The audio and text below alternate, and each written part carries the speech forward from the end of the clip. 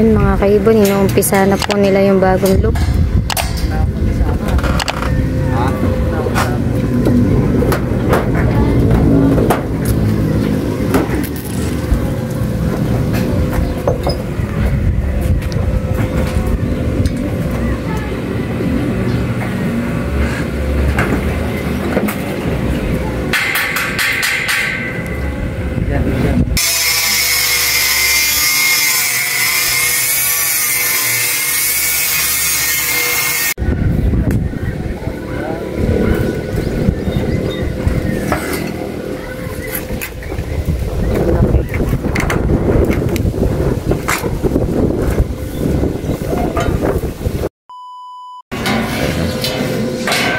Ay, mga kaibon na yun. Day 2. Day 2.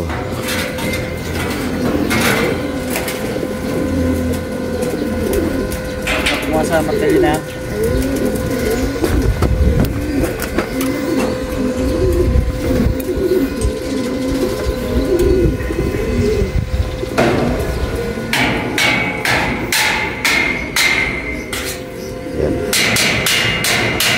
Lalagay pa kami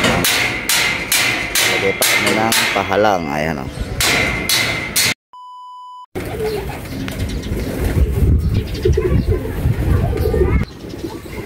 Ayan mga kaibon, day 3. Nagpipintura na po sila kaibon. Nagpa-primer na sila.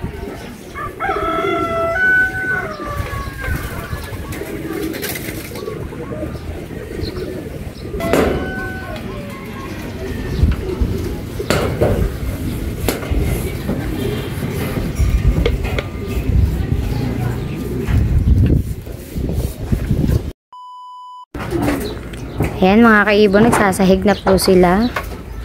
Sobrang init. Ayan. Magpapakayod pa tayo ng mata ni kaibon. At natimuan ng sa grinder na talsikan. Pupunta pa natin ng gapan yan. Ipapakayod natin yung mata. Ayan o. Init mga kaibon. Ayan o.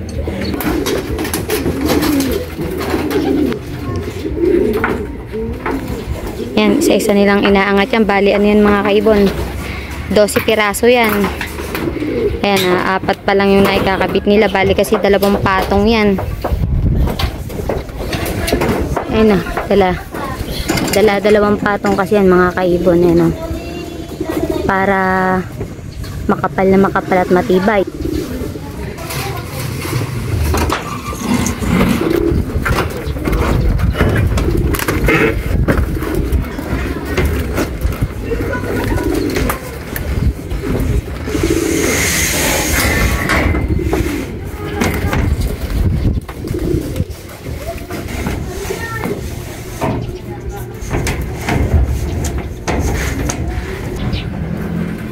Haba-haba pa po yung kanilang kakabitan.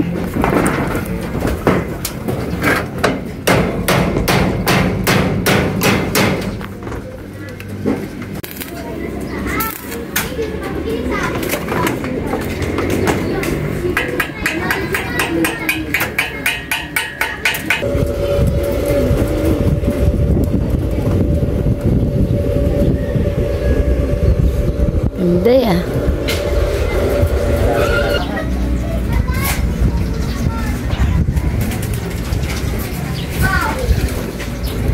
Ayan mga kaibon, ang laki oh.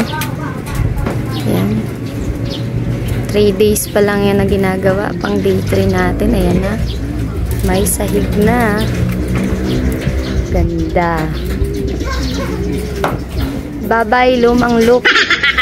Hello, bagong look. Ayun oh.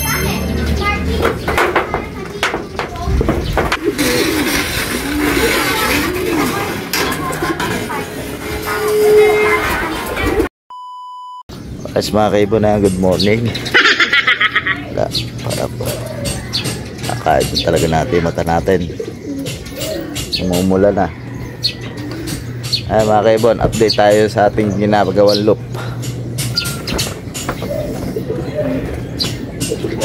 Ayun na, bali nakakuha na siya. Medyo nakaporma na.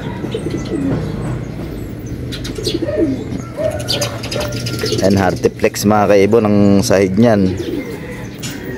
Ayan. Medyo malaki. Medyo malaki na ginawa namin nang hindi sila siksikan. Yan. Pakwit na kami, pakwit. I'm quit.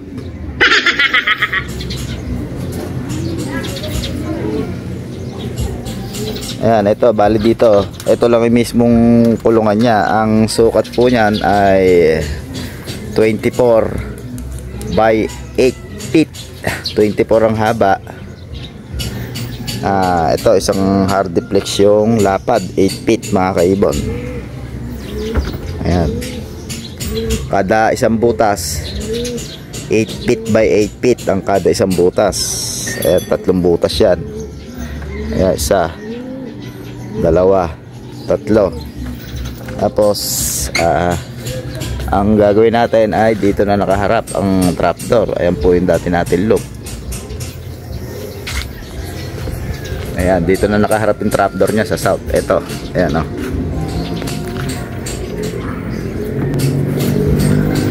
Ito mga kaibong, kaya medyo bitin to.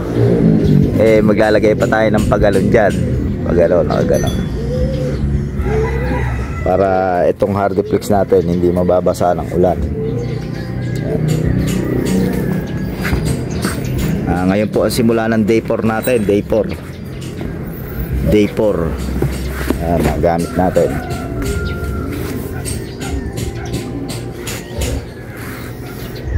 Ayan, bali ito, bagya lang na nilagay kong bulada sa likod kasi kulungan lang naman. Ayan o, 20 bulada nito. Nahanda kasi namin yan pan south mga kaibong, kasi yung pan south natin medyo talagang medyo marami-rami, baka abutin ng 40 piraso mga kaibon. Yung ibang pan south natin kung wala na kami nilalaro, kahit sa dala sila pumasok, pagkawan siksikan no? Siksikan sila ayun ang dami siksikan.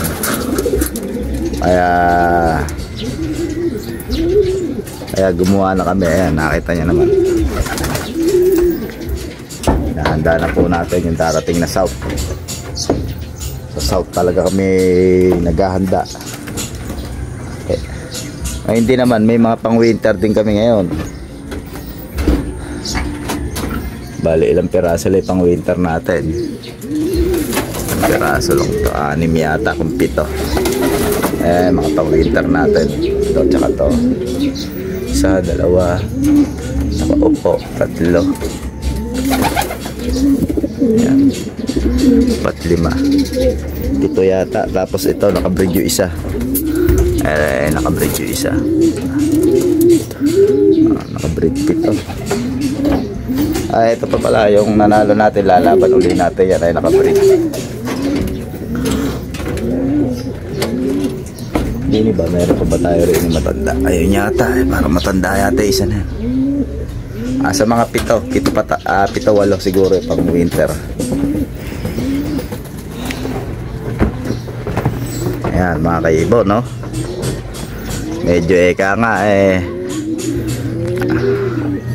hindi na pang newbie yung natin, hindi na mini loop mga kaibon.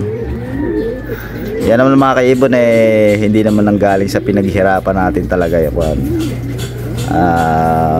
oo, naghihirap tayo sa ibon, pero deserve nila yan mga kaibon.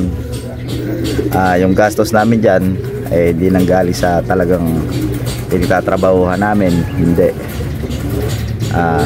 Yung ibon doon galing, yung nanalo namin ibon doon ang galing ang gastos namin dyan.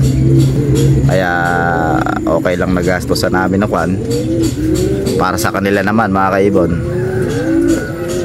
Tapos doon sa may sobra na yun, sa may balanggot na yun, siguro merong 4 feet pa yung natitira na yun. Magtatayo kami na abangan doon. Pag giniba na namin ito, yung loop namin na luma, pero ito hindi namin tatanggalin yan. Pag giniba namin ng luma namin mga kaibon, magtatayo kami ng abangan doon. Tapos mas mataas ng konti rito sa pinaka matatanaw natin, yung tanawan natin mas mataas dito sa pinakabubong nila mga kaibon, para kita natin nagdadating sa south and north. Kaya lang ito nakataligod na sa north, hindi kamukha nito nakaharap sa north. Yung dati natin nakaharap sa north, pero maganda na may magiging kuha niyan dahil mataas ang landing board niyan. Halos ang landing board na ito mga kaibon halos ito yung tansigo na to, ayan, yan ang magiging landing board niya. Tapos ayan, nakaganon pa ito dito. Baka nga mag-angat pa ako ng konti o bababa ko pa ng konti, okay lang, sukat lang sa amin. Kaya lang pag medyo malaking tao baka umuntog sa landing board, pero hindi naman gano'ng kalaki yung landing board. At yun nga mga kaibon, kita nyo na may mata natin, hindi sinasadyang pangyayari, na ipamunos ko may ilansik ng pinagkunan ng grinder. Hindi naman ako nailasik ng grinder, kaya lang yung sambra ko pumapakat yung ilansik ng grinder na ipamunos kong gano'n. Siguro may kumuha sa ganeri ko hanggang sa pumasok sa mata. Yan, papakain muna natin mamaya mga alas 11. Ang hali sinibubukas yung doktor.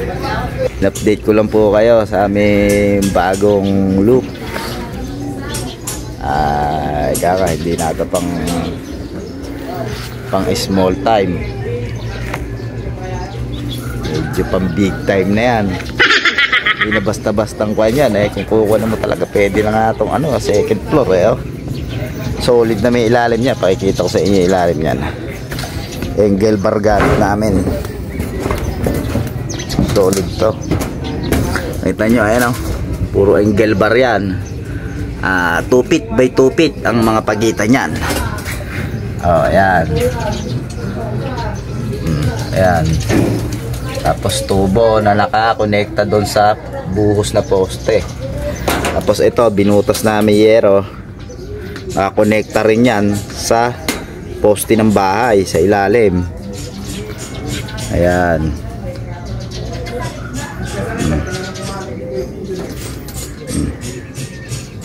Puro angle bar yung ilalim yan mga kaibon. Tapos may tukod, pinukura natin. Tapos yung hardiplex natin wala tayong mabiling makapal. Bali ang ginawa namin dalawang 1/4 ang ilagay namin. Okay naman, matibay naman. Kasi masinsin naman yung masinsin na may pamakuan natin Hindi lang tumapat talaga yung poste. Ayun, mula doon gagawa na lang namin ng paraan to para hindi mabulok. Hindi kasi namin pwede sundin kasi na sinunod namin yung poste ng kabahayan. Medyo malayo yung poste namin dito sa labas. Obligado kasi namin doon itapat. Ayan nakikita nyo, ayan yung buhos na poste. Obligado namin itapat doon. Pero madali lang rin. Ayan, bago namin nilatag yung hardiplex, pininturahan muna namin ng primer.